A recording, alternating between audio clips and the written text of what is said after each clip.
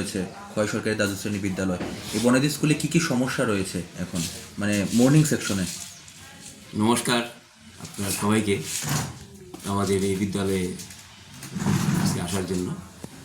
তো দেখেন, আমি 23-এর লাস্টের দিকে আমি এখানে স্কুলে এসেছি। তো আসার পর তো আমাদের এখানে তো স্টুডেন্ট সংখ্যা অনেক বেশি, তারপর আমাদের টিচার সংখ্যা তেমন নয়। আমি আসার পরে আমি নিয়ে 6 জন ছিল, এর মধ্যে একজন সিটি ছিল, ওনাকেও ট্রান্সফার করে দিয়েছে। পাশাপাশি এইভাবেই আমি অনেকবার ডিপার্টমেন্টের সঙ্গে কথা বলেছি যে কিছু স্টাফ দেওয়ার জন্য। তো তারা বলছে যে স্টাফের শর্টেজ আছে। তো সেই মতে আমরা সেকশনগুলিও আলাদা করে করে ক্লাস করতে পারি না, একসঙ্গে করতে হয়। অনেক সময় আমাদের যারা 5 জন আমরা টিচার, আমি সহ 5 জনের যে 1-2 জন তো ছুটিতে থাকেই, পাশাপাশি একজন বিএলও আছে, উনিও সময় বিএলওর কাজে ইলেকশন সেকশনে যান। এই ব্যাপারে আমাদের ক্লাস করতে একটু সমস্যা হয়ে যায়। তো আপনাদের মাধ্যমে যদি আমি এসএমসির সঙ্গে কথা বলেছি, আপনারা যেহেতু এসছেন, তা আমাদের টিচারের সংখ্যাটা যদি কীভাবে আরও ইয়ে করা যায়। কতদিন যাবৎ সমস্যাটা রয়েছে? আমি তো আর এসছি তো 23-এর দিকে এসছি, 23-এর লাস্টের দিকে আমি এসে অ্যানুয়াল এক্সামটা পেয়েছি।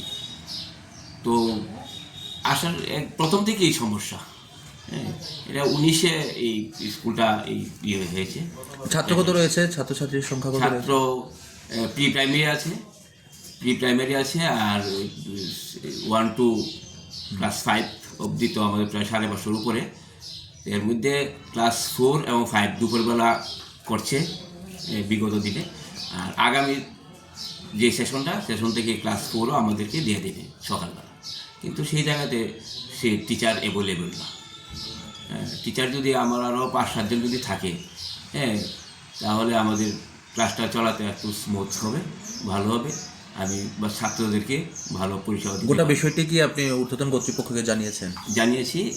পাশাপাশি আমাদের এখানে এইবার তিথি পূজন একটু মিটিং হয়েছিল, সভা হয়েছিল, সেখানে ডাইরেক্টর থেকে লোক এসছেন, তাদের কাছে বলেছি। পাশাপাশি আমার যে ঊর্ধ্বতন কর্তৃপক্ষ, পাশাপাশি আমাদের প্রিন্সিপাল দুপুরের যে প্রিন্সিপাল, ওনাদের দিনেশ স্যার থাকতেও আমি বলেছি। পাশাপাশি এখন যে মনোজ স্যার এসছে, ওনাকেও আমি বলেছি, উনিও জানেন, উনিও চেষ্টা করছেন কীভাবে টিচারের সংখ্যা বাড়ানো যায়। আপনার পরিচয়টা? আমার নাম মিঠু দেবনাথ।